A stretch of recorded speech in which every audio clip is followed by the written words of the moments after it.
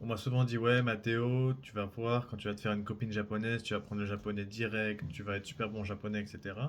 Et on a souvent cette idée de, si tu as un partenaire qui vient du pays dont tu vas apprendre la langue, et ben, tu vas beaucoup plus progresser. Mais moi, je pense que c'est faux. C'est faux pourquoi? Pour la simple et bonne raison que si tu es en couple avec quelqu'un, tu as besoin de te comprendre, tu vois. Et si tu apprends une langue, si tu es en cours d'apprentissage, ça veut dire que tu ne maîtrises pas cette langue, que tu ne sais pas assez t'exprimer avec cette langue, n'est-ce pas? Donc, ça va être impossible, voire très compliqué pour toi de te mettre en couple avec une meuf de ce pays-là qui parle cette langue. En l'occurrence, le Japon, les japonaises, elles parlent quasiment pas anglais en fait. T'as très peu de gens qui parlent anglais au Japon. Tu sais ce que je veux dire? Et le truc, c'est que, voilà quoi. Donc, si tu te comprends pas, tu peux pas te mettre en couple parce que c'est quelque chose de compliqué, t'as besoin de te comprendre. C'est pour ça que les couples franco-japonais que je vois à chaque fois, franco-japonais, italiano-japonais, tout ce que tu veux plus japonais, c'est des refs qui soit le mec parle japonais, soit la meuf parle anglais en fait. Parce que c'est pas possible autrement. Quand tu es dans une relation sérieuse, tu as besoin de te comprendre avec ta partenaire.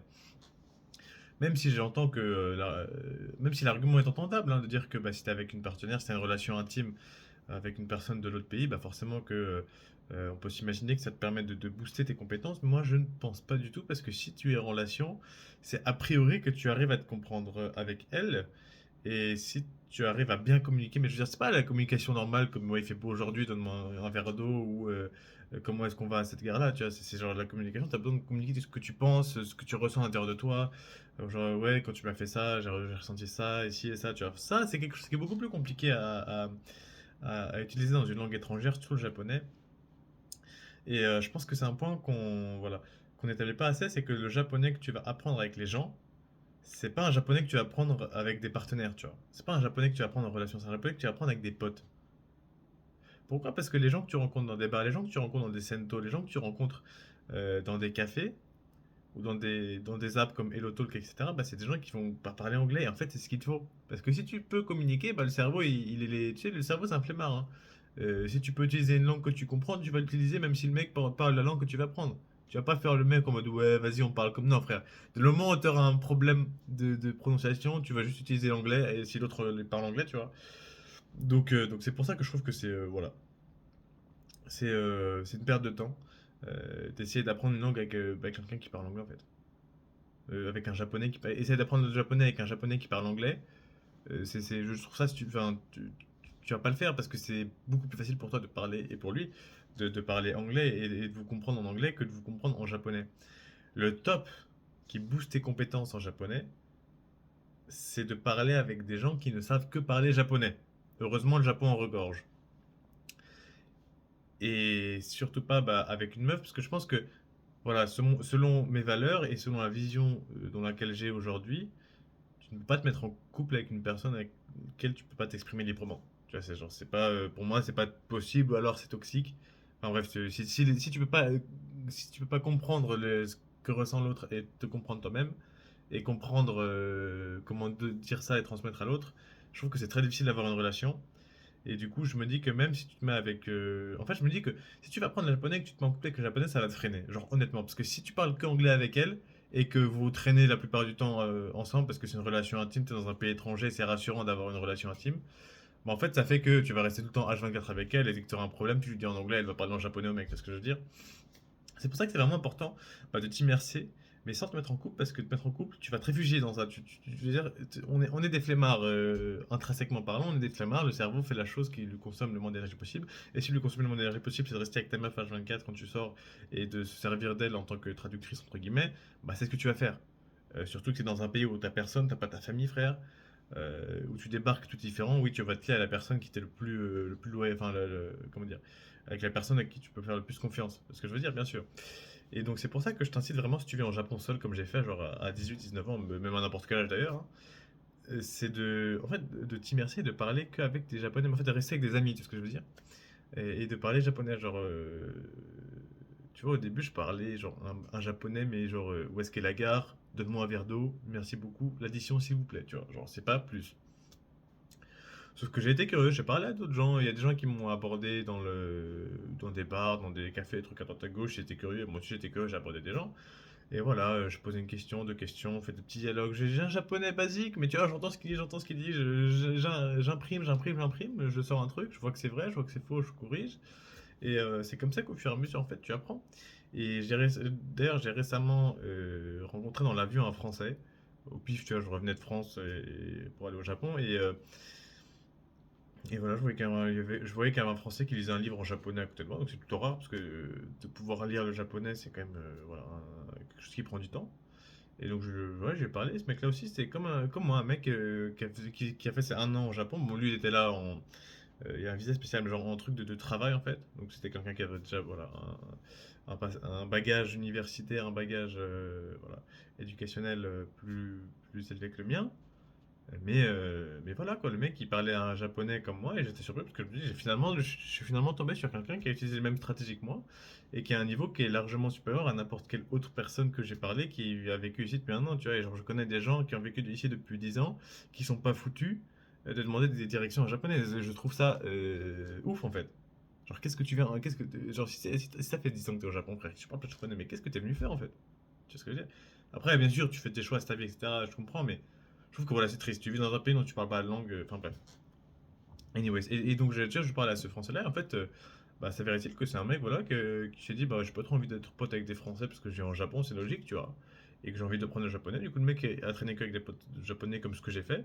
Et ça fait qu'aujourd'hui, bah, on a tous les deux en 1 an un niveau de genre quasiment fluent. Tu vois, on est quasiment comme des locaux, quoi. Genre, et je me dis, ouais, ok, t'as un aspect où c'est difficile parce qu'il faut que tu parles aux gens, faut que tu te sors de ta zone de confort, etc. Mais une fois que tu sors de ta zone de confort, c'est une autoroute, hein. Chaque jour, tu apprends 2, 3, 4 mots, tu fais de nouvelles liaisons, ton cerveau commence à capter la map du langage. Enfin, tu sais, genre, il y a une sorte de logique dans un langage, et plus tu parles, et plus ton cerveau capte la logique dans le langage. C'est pour ça que je trouve que c'est très difficile d'apprendre une langue sur un manuel, parce que dans la manuel, t'as pas l'utilisation pratique, t'as pas le schéma que. C'est comme s'il y avait un sorte de schéma mental, tu vois. Et quand tu parles une langue, et surtout le japonais, bah, en fait, tu découvres de plus en plus les parties du schéma en fait, quand tu parles aux gens, tu vois, et que tu fais des erreurs et que eux, ils parlent correctement et que tu comprends que, ah ok, on utilise ça, on utilise plutôt ça, et dans ce moment-là, on peut utiliser ça, ou si on veut faire un coup d'ironie, on peut utiliser ça, tu vois, et en fait, ça s'imprime passivement dans ta tête, ce qui fait qu'au bout d'un an, bah, t'as quasiment, voilà, quoi, t'es en native level en fait. Et pour moi, tu vois, genre même, j'ai pas été en couple pendant 1 an et demi, depuis que je suis arrivé au Japon, tu vois. Et je trouve que c'est tellement un bon truc parce que grâce à ça, genre, mon japonais a progressé de ouf. Là, j'ai eu un date avec une japonaise, tu vois, qui parlait que japonais, et bah j'ai pu gérer ça. Et je sais que voilà, si ça continue, on peut aller en couple. Parce que pourquoi?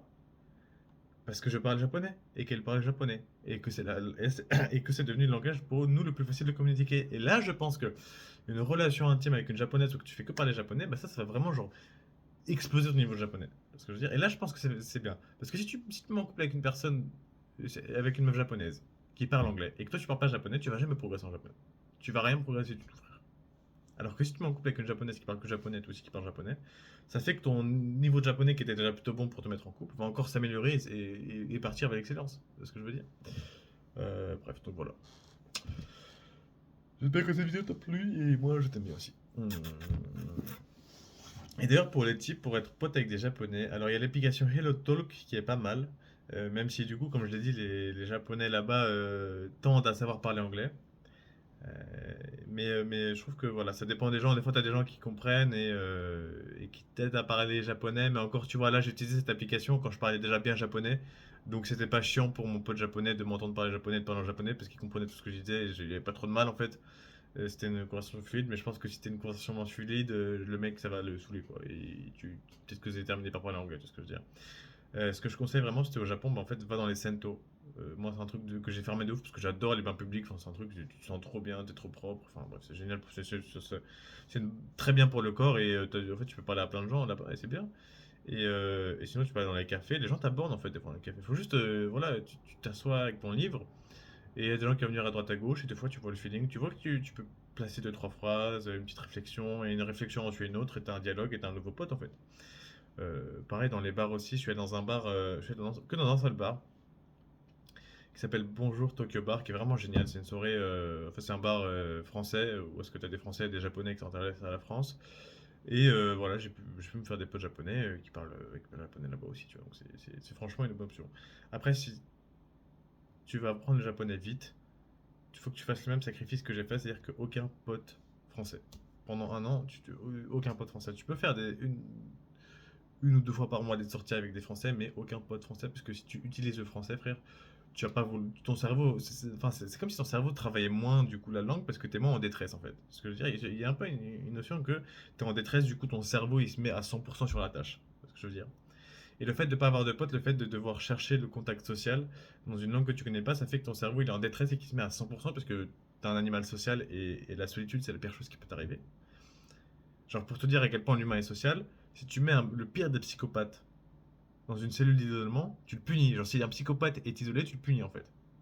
Donc tu vois à quel point on est genre social en fait. Donc ça fait que quand le cerveau il voit qu'il doit se bouger le cul pour retrouver ce côté social là, bah voilà, c'est comme si c'était en mode urgence et qu'il est à fond sur ça. Et ça, je trouve ça génial. C'est pour ça que je te dis, genre les potes français, fais ça que quand t'as un bon niveau japonais, tu vois.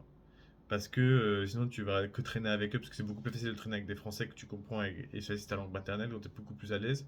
C'est beaucoup plus facile de nager dans l'eau que de nager dans la gadoue, en fait. Alors que si tu vas avec des potes japonais, tu vas nager dans la gadoue, il y a des choses il y a des blagues que tu voudras dire qui passeront pas forcément parce que tu sais pas bien t'exprimer alors qu'elles sont drôles. Il y a des choses que tu voudras, voilà, c'est frustrant en fait. Tout comme c'est génial parce que tu apprends plein de choses, mais c'est aussi frustrant. Et donc voilà. Voilà, voilà. Bisous bisous.